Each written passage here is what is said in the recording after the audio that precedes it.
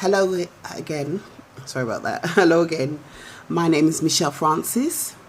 I'm here to tell the world about my story, my situation, my case of direct racism and institutional racism towards myself, my immediate members of family, and that has had an impact on the wider black community all over the world, really. This is part 2. I did a part 1 not just a little while ago, not so long ago, and it cut off. I think it was only half an hour I was on there, and it cut off the phone. So I'm here to do part 2. I was explaining that my children were taken away from me. All my children. I've got 4 children altogether. All four children were taken away from me. I know this was direct racism and institutional racism. In my part 1, the video of part 1, I explain that my children were taken away, and the legal proceedings were illegal. Basically, they were totally illegal in my opinion.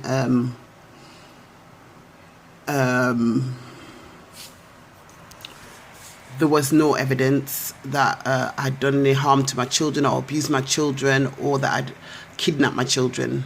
There was no evidence of any of that.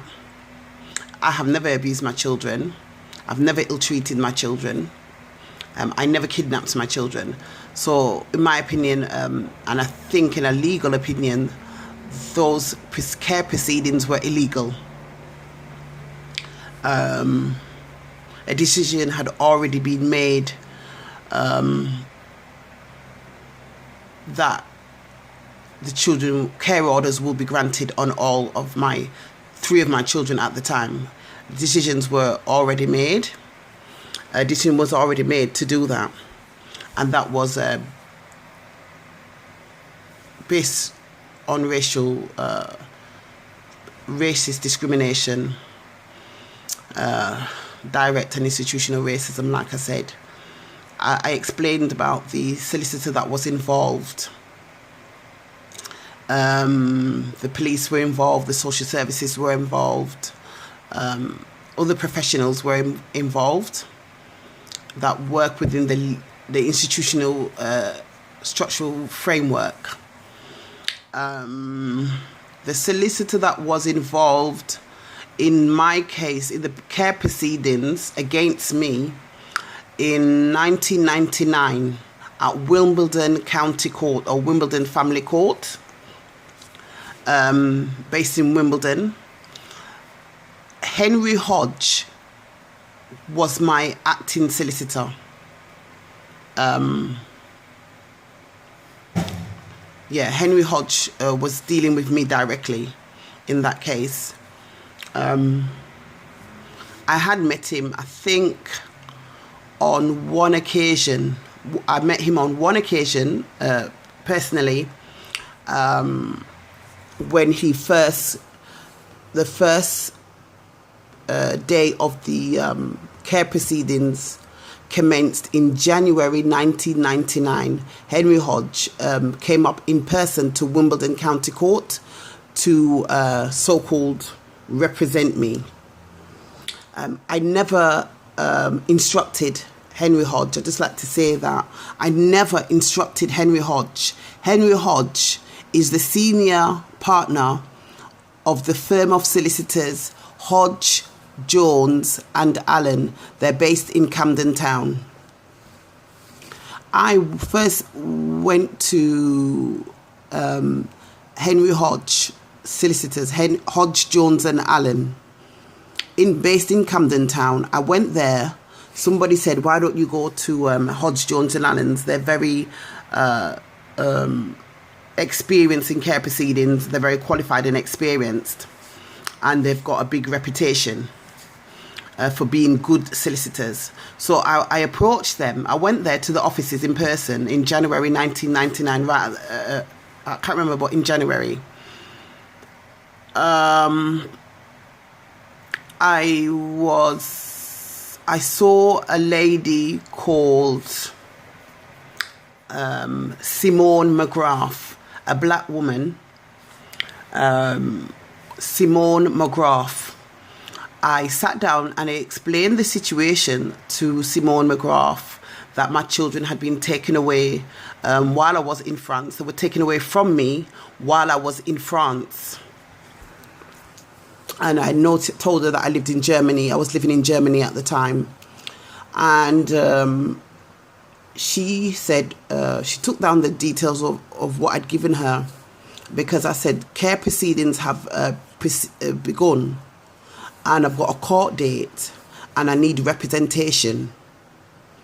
So she said, fine, no problem, I will represent you. She agreed to represent me, and she said she'll be there at that date in court to represent me, and then we can take it from there, take further instruction. So I appeared at the date of the court proceeding, the care proceedings came along, and I was there. And then this very tall, imposing white man, Henry Hodge is very tall, a very tall, white, imposing man. He came up to me because I didn't know who he was. And I think he said, are you Michelle Francis? I can't remember, but I said yes. And he said, I'm from the firm of solicitors Hodge, Jones and Allen. My name is Henry Hodge, and I'm dealing with the matter now. No, he didn't say it straight away. He said, I'm Henry Hodge or something. I'm from Hodge, Jones and Allen. And I said to him, but I instructed Simone McGrath. You understand me? I said to him, but I instructed Simone McGrath. He then turned around to me in a very sullen tone, or a sort of a commanding tone, commanding, dictating. He turned around and said to me, well, I'm representing you now. I'm dealing with the case now. That's what he said. He didn't even say, I'm representing you. He said, I'm dealing with the case now. So it came into my head, and I thought to myself, but why would the senior partner of a firm, they usually come to cases, they only turn up at cases that are very big, like a very big, important case. Because you got to know Simone McGrath, you can find her details on the internet also. If you look up Simone McGrath, she's on LinkedIn as well. LinkedIn. She's on that app, that website also. Simone is very experienced and qualified. Do you understand what I'm saying? So he came and said, I'm dealing with the case now. So I didn't really argue, because I didn't feel at the time I had a position to argue. But I thought to myself, but I didn't instruct you. It's like if you go to the shop and you or a restaurant and you order fish and chips, and they give you baked beans and mashed potato, and say, well, this is what you're getting. I own this restaurant, so you get what I give you. So I thought to myself, I didn't order mashed potato and beans. I ordered fish and chips. And I want fish and chips. I don't want mashed potato and beans. So basically, I got what I was given, and that was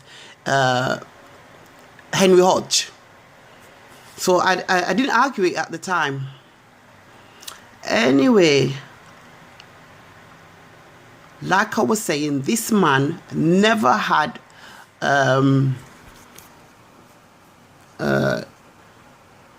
integrity. He had no integrity. He did not have my best interests at heart. He was not defending me. He was not representing me. He was defending and sticking up for the white middle-class woman who turned out to be a barrister, he was defending her. Me and her had a conflict. She punched me and went to kick me, and I punched her back in defense of myself. So my actions were in self-defense. She's a criminal. Let's face it, she is a criminal. She should have been arrested and charged for assault. There was CCTV at the time as well. There was CCTV there. So it's not as if the police didn't look back and see the video. Obviously, behind my back, they've looked at that CCTV and clearly they've seen she was in the wrong. But they've all acted in racism towards me. So Henry Hodge took over the case. I never heard back from Simone McGrath again, so I don't know what the situation was. I don't know if it's because Henry was the senior partner of the firm. He told her, leave the case alone, I'm dealing with it. So he could have well told her, don't touch the case, I'm dealing with it, you know. And remember, Henry Hodge has some clout. He had a bit of clout around him because his wife, which I didn't know at the time, his wife is Margaret Hodge, the Labour MP, a top Labour MP. Henry Hodge and Margaret Hodge, his wife, they used to live next door to Tony Blair and Cherie Blair. And he's quite a socialite. He moves in high society and mixes with the who's who and the who is. So he had a lot of clout. So he could have easily manipulated Simone McGrath at the time and told her, leave the case alone, and warned her, I'm dealing with it. So, like I said, I don't know. I wasn't there. I'm just putting out to everybody the information so that hopefully there'll be people out there supporting me, inshallah, and that they are not racist and not biased, and they will dig up for the truth. So I'm putting all this information out there. You can read up all about Henry Hodge, because all his information is documented on the internet. It's all about him on the internet. So, like I said, please watch part 1, because I'm not going to go over that again right now. Please watch part 1 of Jamaican woman accused of being a paedophile. Please watch part 1, then you can know understand where I've got up to. So the full care orders were granted on all 3 of my children that I had at the time. I only had 3 children at that point in 1999. Anyway, when the children reached to, and I would just like to say before I go into that, it was the police that circuited my passport as wanted, that Michelle Francis is wanted for very serious crime, which was a lie. I was never wanted for a very serious crime. That was in 1998 that my passport was circuited for wanted for very serious crime. That was in 1998. I would like to say that very important detail. In 1998, my passport was circuited on the Interpol by the Metropolitan Police in London as that I'm wanted for very, very serious crime. I'm putting that out there. At the time, I was not wanted. In fact, I've never been wanted for a very serious crime. I've never committed, sorry, should I say, I've never committed a very serious crime anyway. So it wasn't true. It wasn't true. Very important factor. The police were the one who alleged the kidnapping, that put the kidnapping details on the passport and and put a warrant out for my arrest. They say the social services contacted them and told them that I had kidnapped my children. Even if the social services had contacted the police to let them know that I had kidnapped my children, as far as they were concerned, I had kidnapped my children. It's then the duty of the police to investigate whether there is a crime. They can't just listen to the social services and put out a warrant for my arrest. They have to determine whether a crime, once it's been an allegation has been made to the police, they then have to investigate whether there's enough evidence or that a crime has been committed. So remember, in part 1, I was mentioning that all these professionals, the Ken Galati, the guardian, the solicitor for the children, I think he is, not the solicitor for the guardian ad litem. Ken Galati was the solicitor for the children, I think. He's supposed to represent the children's views and opinions. Also, Teresa Atkins was the guardian ad litem. She's supposed to represent the children's best interests. Then there was, I think there was solicitors for the social services. Or I think, I can't remember. There was possibly representation from me. There's supposed to be representation from me there in the court in during care proceedings, which was supposed to be Henry Hodge. It turned out to be this white middle class woman who was violent towards me and assaulted me for no reason at all, other than she's racist and violent, racist criminal. She was there to represent me. So they all knew what they were doing. There was a judge who sat on the panel. He was a judge, very experienced background, very qualified background. He wasn't a young man. He was a big man, a grown man, matured man. So each and every one of them knew exactly what they were doing. So going back, the social services made an allegation to the police. The police can't just jump and run. They have to determine whether there's enough evidence to determine whether a crime has actually been committed. You see? Do you see the point I'm making? So the police decided, circuited my passport, wanted for serious crime and kidnapping. There was no evidence of kidnapping. Like I said, my children were in my care at the time before the allegations of kidnapping were alleged, and during the time that I was living abroad. My children were legally in my care. There was no concerns about the health and safety of the children. There was no rational or genuine concerns about the health and safety of my children before or after the allegations of kidnapping.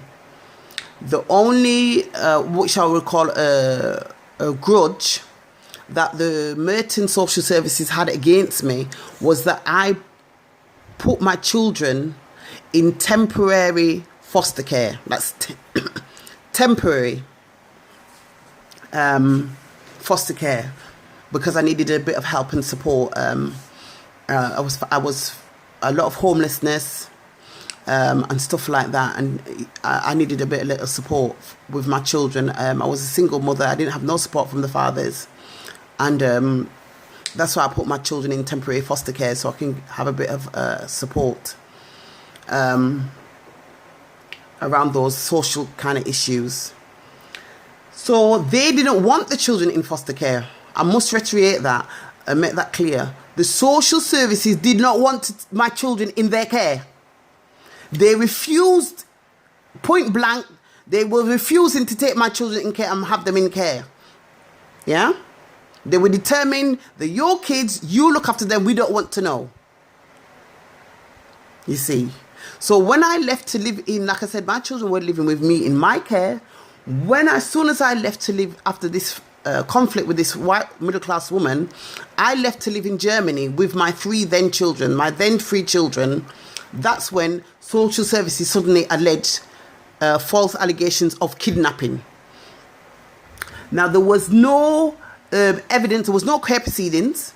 There was no care proceedings before I left to live in Germany with my 3 children. There was none. I lived at 69 Frensham Court, Fitzbridge Road, Mitcham, CR4. Just 5 minutes away from the Merton Social Services office in Mitcham. They could have come to me. They had plenty opportunity if they felt before I left to live in another country, they could have come to me and said, well, we're concerned about the children. We're concerned about their welfare. We're concerned about their safety. They never did. They never did. So on the record, there was no evidence that they said, okay, we've got proof to show we tried to contact Miss Francis to tell her that she mustn't leave the country. We're concerned about the safety of the children. We want the children. There was none of that. The only circumstances there were their social services saying, we don't want your children. Keep your children. They're your problem. Stick them up your arse. We don't want them. That was the situation. There was no care proceedings. There was no concerns about their health, their health and safety, nothing.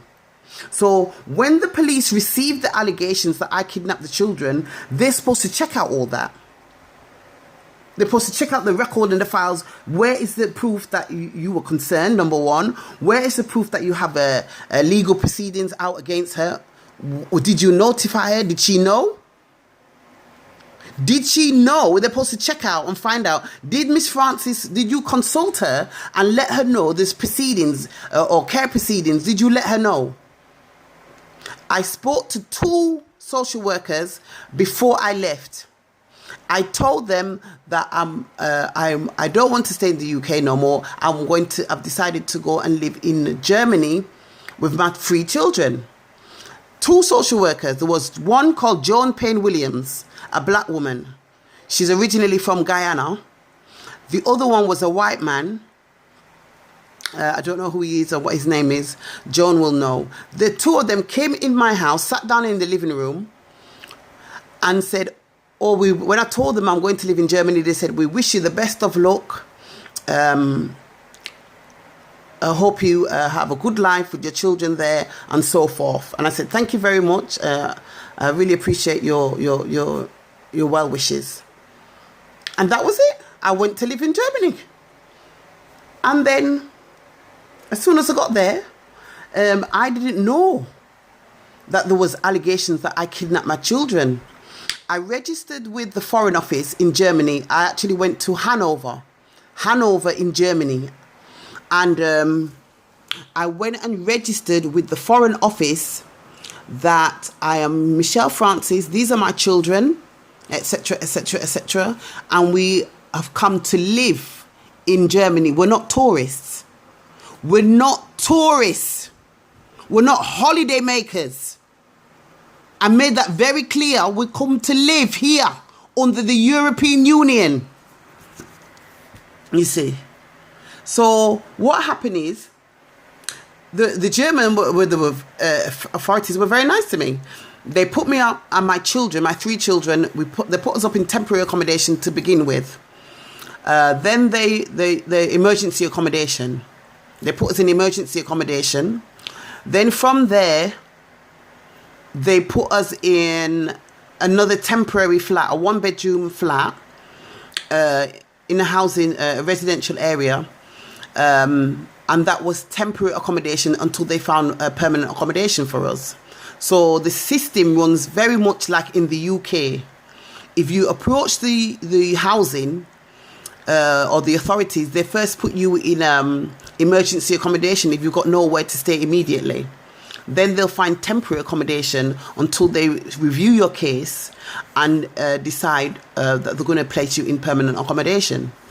That was the situation. They also paid me benefits money, child benefit, income support. I received housing benefit. They paid the rent under housing benefit, same sort of scheme as here, housing benefit. I received income support, equivalent to income support and child benefit. And I was living there. I lived there. I registered my children in school and in the nursery. And my children, Shana, my oldest child, went to school, which was across the road. Simone went to a nursery, which was next door. And Matire had his name on a list to go to the nursery very soon, like the beginning of January 1999. He was due to start nursery. So, and I lived there for 5 months. I lived in Hanover. I was living 5 months before they apprehended me and took away my children in France. I was living in Hanover, Germany for 5 months. Good. Nobody came to me and said, "Excuse me, Miss Francis, but we believe that there's been accusations from the social services in the UK that you have kidnapped your children. We would like to ask you some questions. We'd like to blah, blah, blah. We'd like to notify you. We want to check if the children are all right." There was nothing. And also, I'd like to point out that I had a social worker while I was in Germany, Hanover. I was given a social worker. The social worker used to visit me at my home. I used to go to the office with my children, and she would also come to my home. You see, and when she'd come to my home, she didn't announce it. She didn't say when she's coming. She would just turn up any time of day, early in the morning, and knock on the door, ring the bell, and come in and assess, make sure the children are all right and that I'm all right. She even would turn up with her own daughter. She turned up with her own daughter. She was a very nice lady. Her name is Mrs. Brown. She was called Frau Brown because they said that's the name in Germany. But her name is Mrs. Brown because she explained to me she lived in the UK, in Leicester, for a number of years, and her younger son is mixed race, and her husband is a black man, Mr. Brown. He's from the Caribbean. So I had a social worker. And I was registered. Nobody came to me to mention anything about kidnapping allegation. You see. So if I was a terrible mother, an abusive mother, ill-treating the children, they would have been dead by that time, 5 months. 5 months, they would have been dead by that time. Anyway, that's the situation. And then I got to the stage in part 1 of these videos, Jamaican woman accused of being a paedophile. I got to the stage where I was explaining when the children reached 18, because there's a lot in between that time, obviously, but I'm just explaining certain things. When the children reached 18, when my oldest children reached 18, the two girls. The 2 girls were kicked out of foster care on their jacks, kicked out into the street, and left to fend for themselves.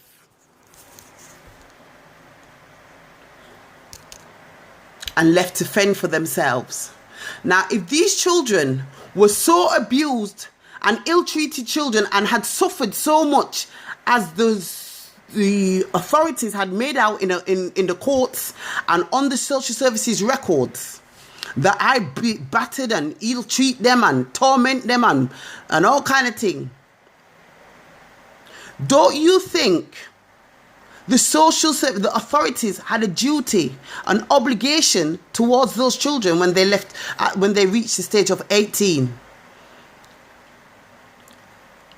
Because while they were in foster care, they never had nothing. They used to cry. They didn't have nice clothes. They didn't have nice things. They never had no money.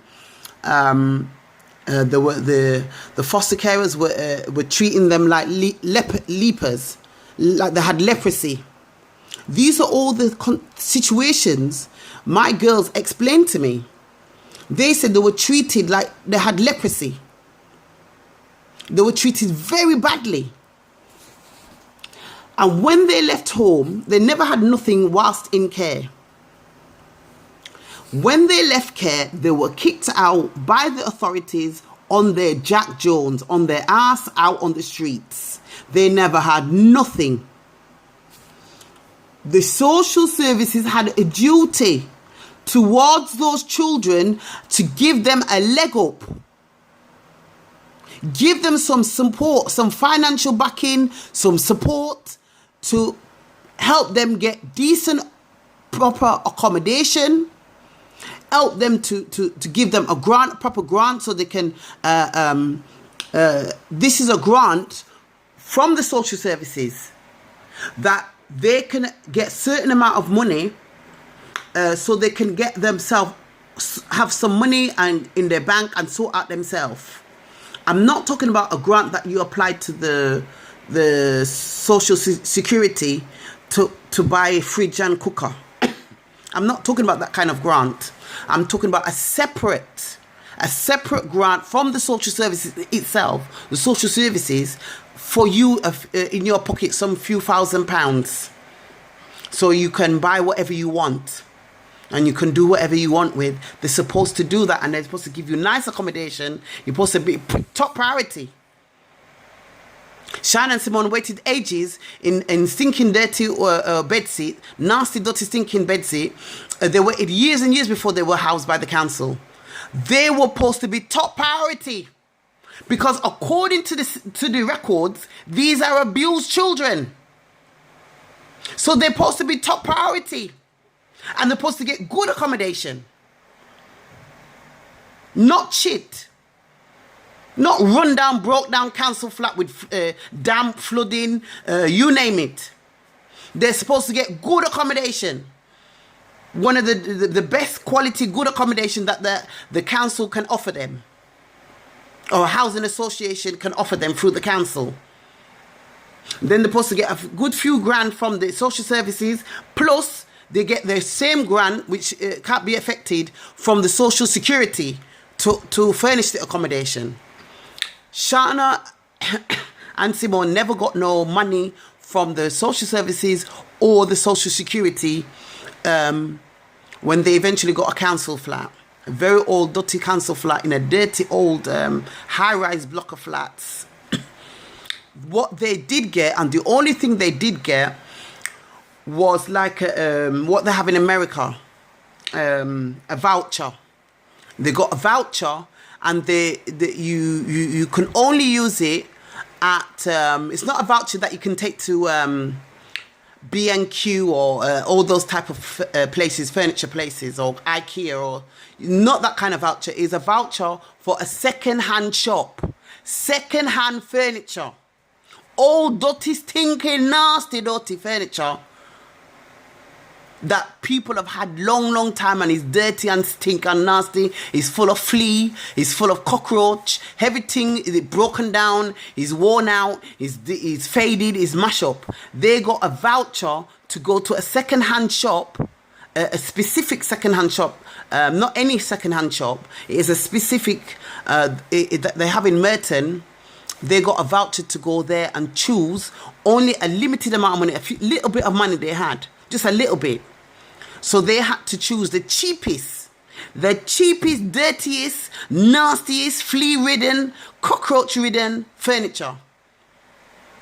I'm a witness because I went with my daughter to the second-hand shop, furniture shop. It's in Merton somewhere. I